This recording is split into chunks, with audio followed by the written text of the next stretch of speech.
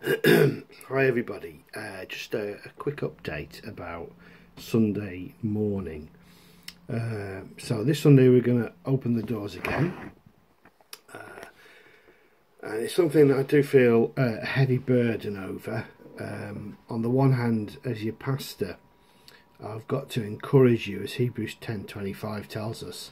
Hang on, my computer's playing up. Do not give up meeting together as some are in the habit of doing. And then So that's a verse that obviously we take seriously, but then we also balance that with obedience to the government. In Romans 13 we read, everybody must submit himself to the governing authorities, for there is no authority except that which God has established. So I'm sure we all agree that, well, I hope we all agree that the government has acted for good reasons. Now, it's not very often that small churches like ourselves have an advantage over large churches.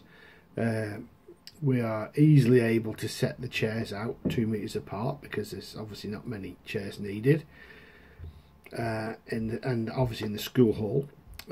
Whereas larger churches, I'm finding they're having real difficulties with solutions, going for multiple services and this sort of thing, and continuing an online presence.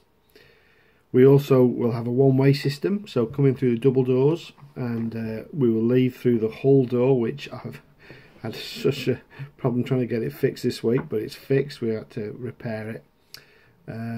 So that will be in through double doors, out through the single doors in the school hall, and we must insist you wash your hands on the way in, or use the gel provided, and please stick to the 2 meters apart unless you're in the same household or bubble.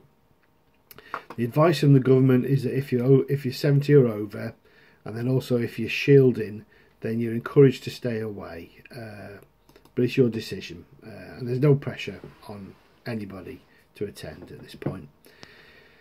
The online service will continue, but it will be very different, and it won't be available till 10:30. I'm discovering that preaching with my head down to the phone, as I've been doing, gives much better volume than preaching to the room. Again, it's been quite stressful trying to find a solution for that.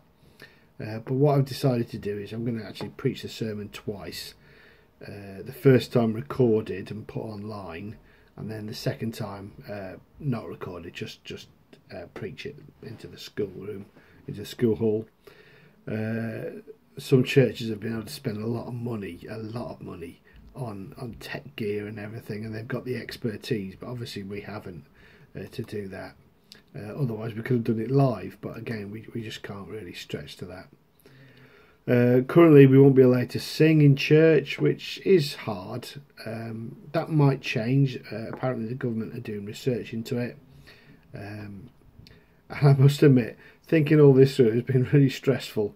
So this week's online service is going to be a lot more simple, and they might be a lot more simple in the future. I'm just going to have to look at that as we go through.